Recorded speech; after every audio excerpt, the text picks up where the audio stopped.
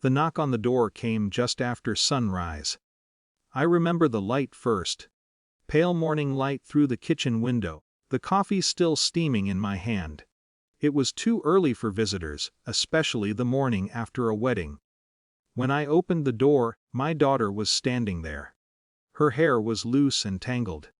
The dress she had worn the night before, white, carefully chosen, expensive in a way that had made her nervous when she bought it, was wrinkled and torn along one sleeve.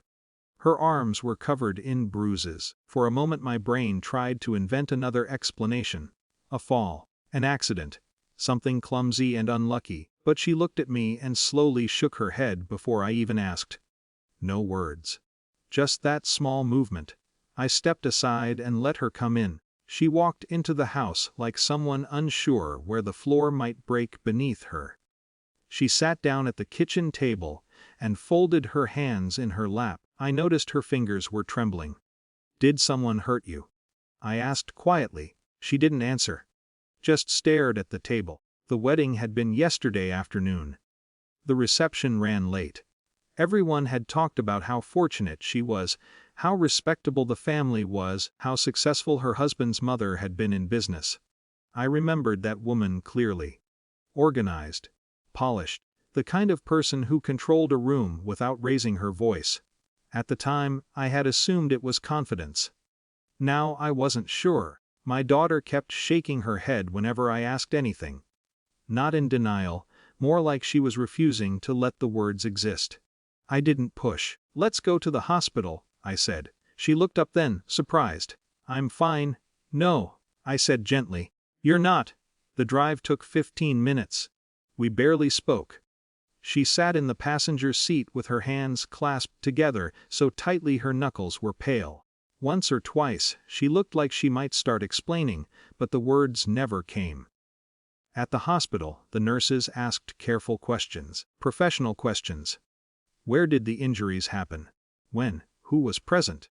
My daughter stayed quiet long enough that eventually the doctor asked me to wait outside while they examined her.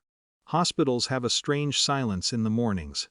Not peaceful, just controlled. I sat in a plastic chair in the hallway watching nurses pass with clipboards and carts. After a while, the doctor came out. She closed the door behind her. "There are multiple contusions," she said calmly. Repeated blunt force. "Your daughter told us someone struck her several times." My chest tightened. "How many?" I asked. The doctor glanced down at her notes. "Based on what she described and what we see, approximately 35 impacts." 35. The number was so specific it felt unreal. She also described being pressured to sign legal documents. The doctor continued. "Something about property ownership." The words settled slowly. "The house." Her husband's family had bought a large house recently. I remembered the conversations during the engagement about transferring the title later. A gift, they called it. Apparently that gift came with conditions. The doctor explained the rest quietly. Her mother-in-law demanded the house be signed over immediately. When my daughter hesitated, the conversation stopped being a conversation. By the time the documents were placed in front of her again, it was no longer a request. She signed. Then she left the house before sunrise. I thanked the doctor and stepped into the hallway. Anger came first, a sharp instinct to drive straight to that house and settle things face to face. But anger rarely solves problems like this. It creates new ones. I walked to the end of the corridor and took out my phone. The call I made sounded ordinary enough. A calm voice on the other end asked a few questions. I answered them carefully. No exaggeration, just facts: assault, coercion, property transfer under pressure. There was a pause. Then the voice said, "We'll move on this immediately." I checked the time when the call ended. 20 minutes, they said. When I went back into the room, my daughter was sitting upright on the hospital bed with a blanket around her shoulders. She looked smaller than usual. "You told them," she said quietly. "Yes." She stared at the floor. "I didn't want to ruin anything." The sentence sat in the air for a long moment. I pulled a chair beside the bed. "You didn't ruin anything," I said.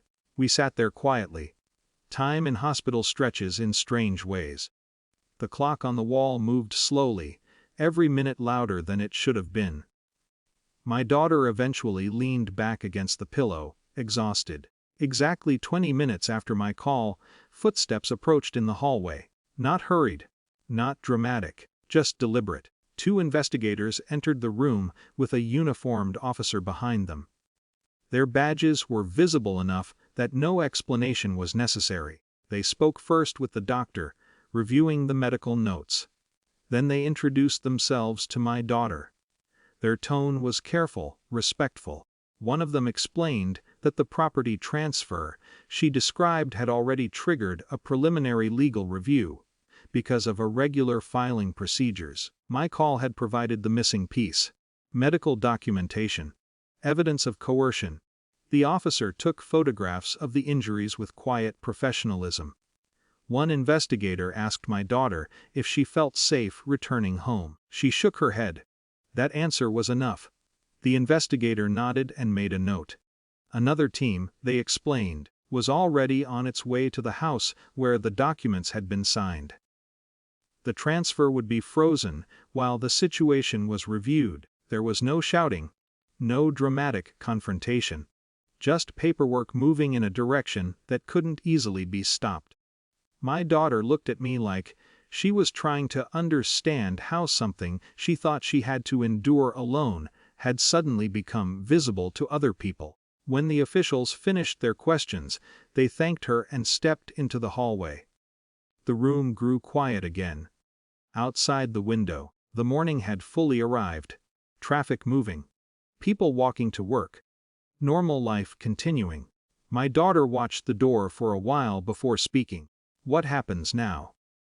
I thought about the wedding photos still sitting on my dining table at home. About the family she thought she had married into. I don't know yet, I said honestly. The marriage might survive. It might not. Some things, once revealed, never fit back into the shape they had before. But one thing was certain. She wouldn't face it alone. Sometimes protection doesn't look loud. Sometimes it's just a phone call and 20 minutes of patience while the right people walk through the door.